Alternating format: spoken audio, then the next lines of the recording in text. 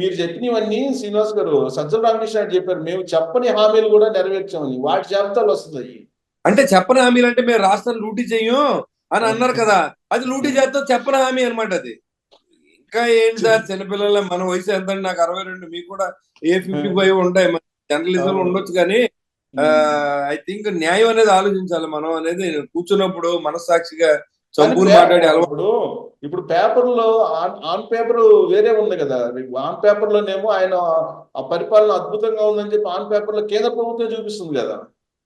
Practical గా వేరే ఉంటదండి, థియరిటికల్ గా వేరే ఉంటుంది. అది చదువైనా ఒకటే, అది ఇక్కడ పరిపాలన ఒకటే. ప్రాక్టికల్ గా చేసినోడే గొప్పడు. ఇవాళ అతను ఏమి చేయలేదండి. ఇక్కడ ప్రజలు, రైతులు ఇబ్బంది పడుతూ ఉన్నారు.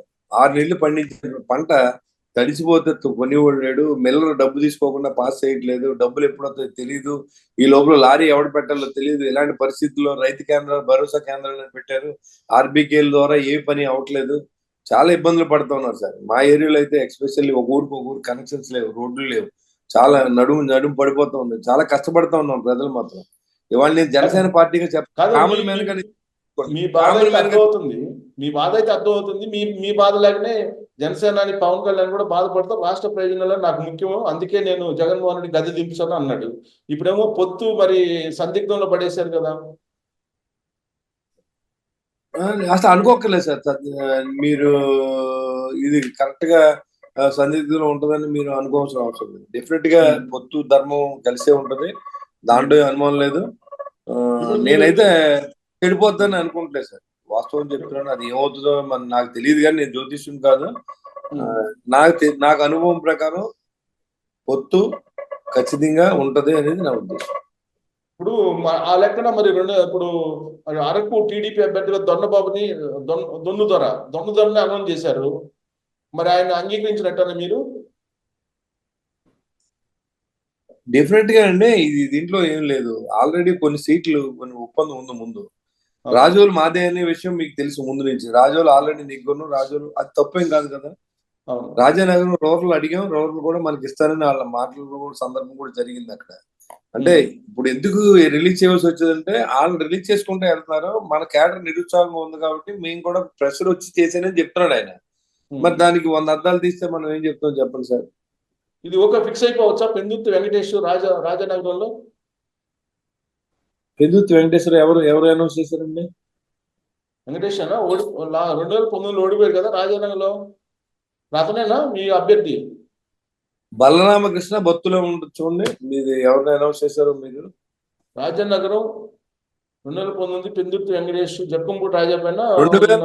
పెందుర్తి వెంకటేష్ అన్న అతను టీడీపీ అండి, టీడీపీ క్యాండిడేట్. జనసేనకి బత్తుల బలరామకృష్ణ అనేది తిరుగుతున్నాడు. మరి నాకు తెలుసు మా పార్టీకి ఆయనే ఇన్ఛార్జ్. ఇప్పుడు ఆయన అనౌన్స్ చేసినట్టు ఇవాళ. మరి మీరు ఇవాళ అనౌన్స్ చేశారు అడిగి చూసాక చెప్తున్నారు మీరు. వాళ్ళు అనౌన్స్ చేశారు అంటే వెంకటేష్ లేనట్టేనా అంటున్నా. పెందుర్తి వెంకటేష్ లేనట్టేనా టీడీపీ క్యాండిడేట్? అంతేగా. డెఫినెట్ గా మరి వాళ్ళు అనౌన్స్ చేసినప్పుడు వాళ్ళు మేము యాక్సెప్ట్ చేసినప్పుడు మేము చెప్పింది కూడా వాళ్ళు యాక్సెప్ట్ చేయాలి కదా. పొత్తు అంటే అదే కదా. రాజోళ్ళు డిఎంఆర్ శేఖర్, వరప్రసాద్, బొంతు రాజేశ్వరరావు 3 ఆప్షన్స్ ఉన్నాయి. 3 ఆస్పిరెంట్స్ ఉన్నారు అక్కడ. అది ఫైనలైజ్ చేసి అయితే జనసేన ఖాతాలో ఉంటుంది. ఎవరు పోటీ చేశారన్నది అప్రోచ్ ఇక్కడ జనసేన ఖాతాలో ఉంటుంది. సో రాజోలు, రాజానగరం జనసేన ఖాతా, మండపేట, అరకు టీడీపీ ఖాతా. ఈ రెండు డాన్ సినిమాలో లాగా, డాన్ సినిమాలో ఒకళ్ళు ఇటు వేసేస్తుంటారు అలా. టీడీపీ అలా కదా. టీడీపీ ఇంకా ఎక్కువ సీట్లు అనౌన్స్ చేసింది. మీరు కావాలంటే చూసుకోవచ్చు. ఇది మేమంటే ఈ రెండే ఇవాళ రిలీజ్ చేసాం కానీ టీడీపీ చాలా చోట్ల లైన్ క్లీన్ చేసింది. వాళ్ళు ప్రకటించారు. చంద్రబాబు గారే ప్రకటించారు. అప్పుడు కూడా మేము మాట్లాడలే. ఆయన చెప్పినప్పుడు కూడా మేమే మాట్లాడలే. కానీ ఈ రోజు ఏంటంటే ఒత్తిడి పెరుగుతోంది. కార్యకర్తల నుంచి నిరుత్సాహం పెరుగుతోంది. ఏంటి అన్ని మాకేం చెప్తున్నారు తెలుగుదేశం వాళ్ళు, మా పరిస్థితి ఏంటి అని ఆలోచన వచ్చినప్పుడు నాయకుడిగా మరి తన బాధ్యతను నిర్వర్తించి ఉండొచ్చు అని నేను అనుకున్నాను. అంతే తప్ప ఏదో గొడవ పడాలి, బ్లాక్ మెయిల్ చేయాలన్న ఆలోచన మా పార్టీకి కానీ మాకు కానీ లేదు. ఇప్పుడు షర్మిల వచ్చినందువల్ల ఏంటి మీకేమైనా ఇబ్బందా టీడీపీ జనసేన కూటమికి? ఏం ఇబ్బంది ఉంటుందండి. ఆవిడే ఒక పార్టీ అధ్యక్షురాలు. ఇప్పుడు ప్రజెంట్ ఏంటంటే ఆ పార్టీకి స్వింగ్ లో లేకపోవచ్చు, రాబోయే రోజుల్లో రావచ్చు ఆవిడ తిరిగి కష్టపడితే. అంటే మీ కాన్సెప్ట్ ప్రభుత్వ వ్యతిరేక ఓటు చీలిపోకుండా కదా మీ కాన్సెప్ట్. దానికి ఆమె గండి కొట్టారు కదా. యాక్చువల్ గా వాళ్ళ ఓట్లు చీల్చొచ్చు కానీ మన ఓట్లు చీలతాయని అయితే నేను అనుకుంటలేదు. మా వాళ్ళు ఎవరు కూడా దాంట్లో షర్మిలా గారు మా దృష్టిలో అందరూ ఒకటే ఫ్యామిలీ. ఇదంతా ఆవిడ ఇవాళ వాళ్ళిద్దరు పర్సనల్ గొడవలను తీసుకొచ్చి రాష్ట్రంలో వాళ్ళిద్దరు పొద్దున్న డిబేట్ లో కూడా అదే చెప్పాను నేను. వాళ్ళిద్దరు పర్సనల్ గొడవతో రాష్ట్రం నష్టపోయేవలసిన అవసరం లేదు. వాళ్ళిద్దరు పర్సనల్ గా తేల్చుకుంటారు, వాళ్ళకి సంబంధం లేదు. వాళ్ళు ఎవరినైనా చీల్చుకొని ఉండి వాళ్ళ కలిసిపోయి ఉండి మాకు అనవసరం. మా ప్రయత్నం మేము చేస్తాం అంతే తప్ప మా ఓట్లకి మాకు పడి ఓట్లకి వాళ్ళు ఏం గండి కొట్టలేరు. వాళ్ళు ఏదైనా వైసీపీలో మరి ఎందుకు పవన్ కళ్యాణ్ గారు వైసీపీలో అసంతృప్తి వాదులంతా మీరు జనసేనలోకి వచ్చేయండి అని చెప్పి డోర్స్ ఓపెన్ చేశారు ఇవాళ? వాళ్ళందరూ వచ్చి జాయిన్ అవుతూ ఉన్నారు కదండి. ఒకసారి వైసీపీ వాళ్ళంతా వస్తున్నారు కదా, ఆయన డోర్ ఎప్పుడో ఓపెన్ చేశాడు. డోర్ ఓపెన్ చేసి ఇప్పుడు ఆమె షర్మిల వైసీపీలో ఉండే అసంతృప్తి వాదులందరూ తన వైపు తీసుకుని మా పాత కాంగ్రెస్ వాళ్ళందరూ అని చెప్పి ఆమె కలుస్తుంది. ఉండవల్లి, కొణతాల ఇలాంటి వాళ్ళందరూ కలుస్తున్నారు. ఇంకా మిగతా వాళ్ళందరూ కూడా రమ్మన్నారు. ఈ లోపే మళ్ళీ పవన్ కళ్యాణ్ వచ్చి లేదు మీరు మా పార్టీలో రండి అని చెప్పి అఫీషియల్ గా చెప్పారు కదా ఇవాళ. అదేం లేదండి, వాళ్ళకి పోటీగా మేము వెళ్తామని కాదు. రాజకీయ పార్టీలు అలాగే ఉంటాయి. ఇప్పుడు ఎవడైనా వస్తేనే కదా పార్టీ బలం పెరుగుతుంది. పార్టీలోకి ఎవడ రాకపోతే ఎలా బలం పెరుగుతుంది? వస్తారు, నాయకులు వస్తారు, ఉంటారు. మళ్ళీ రేపు సీజనల్ పాలిటిషియన్స్ కొంతమంది ఉంటారు. ఏ పార్టీ రూలింగ్ వస్తే ఆ పార్టీలో ఉండేవాళ్ళు ఉంటారు, నిజాయితీగా ఉండేవాళ్ళు ఉంటారు. అందరినీ చూడాలి మనం. ఇప్పుడు అలాగే ఉంది కదా, ఆ పార్టీలో ఇంకా 5 నెలలు 6 నెలలు పదవులు ఉండగానే ఆల్రెడీ ఏం చేస్తూ ఉన్నారు. ఈ పార్టీలో వచ్చి కొంతమంది వెళ్ళిపోతూ ఉన్నారు. ఇవన్నీ మా సహజమే కదా. కేసీఆర్ నాని గారు ఎంపీగా చేసి వైసీపీకి వెళ్ళారు. జనసేన పార్టీలో నుంచి ఇంకొకరు ఎవరో మన రెడ్డి గారు ఒక ఆయన నెల్లూరు నుంచి, ఆయన ఏమో వైసీపీకి వెళ్ళిపోయాడు. ఇప్పుడు వచ్చారు కదా ఎవరండి? బాలసోని గారు మీ పార్టీలోకి వచ్చారు కదా. అదే అన్నాను నేను అనేది ఏంటంటే అండి, ఎలక్షన్స్ వచ్చినప్పుడు ఎవడు బతుకు తెరువు, ఎవడు ఫ్యూచర్ ఆడు ఎత్తుకుంటాడు రాజకీయాల్లో. అది మనం ఎలా తప్పట్టుకెళ్ళం? వాళ్ళు వచ్చేవాడు వస్తాడు, మన కేకేసింది మాత్రం వచ్చేస్తారు, వాళ్ళు డిసైడ్ చేసుకోవాలి. ఇప్పుడు ఏంటి అసంతృప్తి వాదులు దాదాపు 50 నుంచి 60 మంది దాకా ఉన్నారంటున్నారు. మీకు టచ్ లో ఉన్నారా మీ పార్టీకి? ఏమన్నా నాకు 2-3 ఎమ్మెల్యేలు టచ్ లో ఉన్నారండి. మేమేమో వాళ్ళకి అడ్డం పడిపోయి తీసుకోవాలనే ఆలోచనలో మా నాయకులు లేడు. యాక్చువల్గా మరి మీకు ఎవరు చెప్పారు నాకు తెలియదు కానీ ఆయన అయితే ఇప్పుడు ఏంటంటే ఏదైనా మనం ఉమ్మడిలో వెళ్ళినప్పుడు ఆల్రెడీ సీట్లు ఎగ్జిస్టింగ్ అవ్వట్లేదు కాబట్టి మనం ఎవరిని పడితే వాళ్ళు మాట ఇవ్వకూడదు, వాళ్ళందరూ ఇబ్బంది పడతారు కాబట్టి మనం ఎవరిని ఆశ పెట్టకూడదు అనే ఆలోచనలో ఉన్నాడు ఆయన. మరి ఏం జరుగుతుందనేది వాళ్ళు, నేను పార్టీ ఆఫీస్కి నిన్న వెళ్ళాను కానీ ఈ రోజు నాకు ఏం తెలియదు. నిన్న కూడా ఆయన ఏం మాట్లాడలేదు, నేను నార్మల్ గా ఉంది. ఈ రోజు పొద్దున్నే నేను కూడా మీతో పాటు టీవీలో చూశాను. ఏం జరిగిందో నాకు తెలియదు. యాక్చువల్గా దాని ఊహాగానాలు 100 ఉంటాయండి. మీరు ఒకటి అంటారు, నేను ఒకటి అంటాను, ఇంకో పార్టీ వాళ్ళు ఇంకోటి మాట్లాడతారు. ఇవన్నీ ఊహాగానాలు కానీ ఏది వాళ్ళు చెప్పినా మేము చెప్పినా ఊహాగానాలు తప్ప కళ్యాణ్ గారితో మాట్లాడి చెప్పినోడు ఎవరు లేడు. ఆయనే చెప్పాలి, ఏదన్నా ఎక్స్ప్లెనేషన్ ఇవ్వాలి, లేకపోతే ఏదన్నా మేము కలిసి ఇలా చేస్తాం అనేది ఉంటే వాళ్ళిద్దరు నాయకులు కూర్చొని చెప్పాల్సిన అవసరం ఉంది తప్ప మీరు 4 రోజులు ఎంత అడిగినా ఇదే వస్తుంది ఆన్సర్. ఎందుకంటే మేము శ్రీనివాస్ గారు మీరు పర్సనల్ గా మీ మీ పరిస్థితి తాడేపల్లిగూడెంలో మీకు అధిష్టానం నుంచి క్లియరెన్స్ ఉందా? ఫస్ట్ టైం ఉంది. నేను ఈ రోజు లేనండి, నేను 4 సంవత్సరాల నుంచి ప్రజల్లో ఉన్నాను. పార్టీల గురించి నన్ను ఇంకొకటి మారాలనో లేకపోతే ఇంకోటి చేయాలనో నాకు అలాంటి ఆలోచన లేదు కాబట్టి నేను నా లైన్ నేను ఏర్పాటు చేసుకున్నాను. టీడీపీ కలిస్తే ఇంకా మరి ఎక్కువ ఓట్లు వస్తాయి.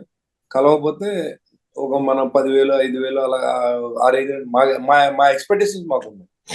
కాబట్టి నాకేం బొమ్మేలు లేదు, మనం ఓడిపోతామని ఆలోచన లేదు. నిజంగా ఇడిపోయినా ఉన్నా మా నాయకుడు మాట శిరోధైర్యంగా మనం నడుస్తున్నాం. ఆయన మరి ఏం చెప్తాడో చూడాలి.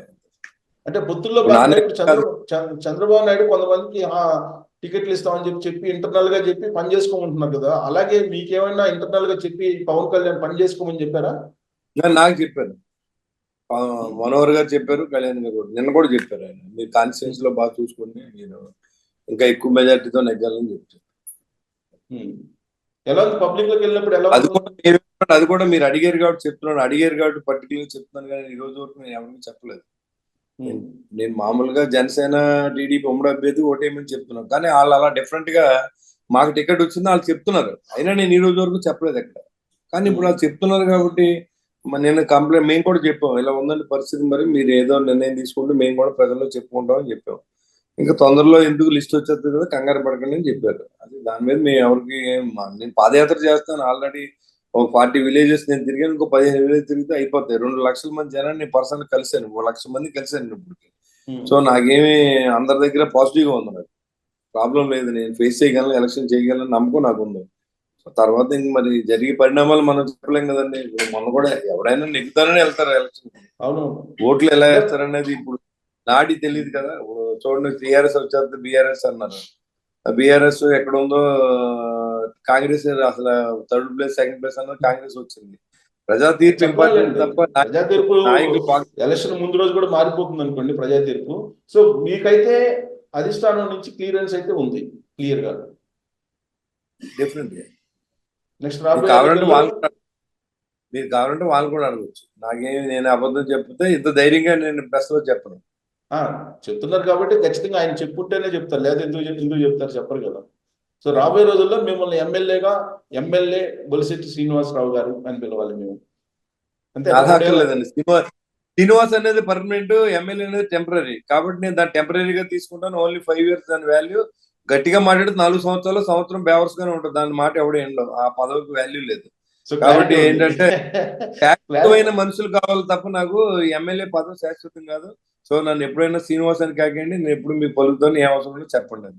థ్యాంక్ యూ వెరీ మచ్ అండి. మీరు ఏదైతే అనుకుంటారో అది నెరవేరాలని కోరుకుంటున్నాం. పొత్తు విచ్ఛిన్నం అయితే ఉండదని చెప్పి ఆశాభావం వ్యక్తం చేస్తున్నారు. చూద్దాం పొత్తు విచ్ఛిన్నమా, లేదంటే తాజాగా పవన్ కళ్యాణ్ చేసినటువంటి వ్యాఖ్యలు ఏదన్నా ఇది టెంపరీ కుదిపేనా అనేది చూడాల్సి ఉంది. Thank you very much. Right sir, నమస్తే.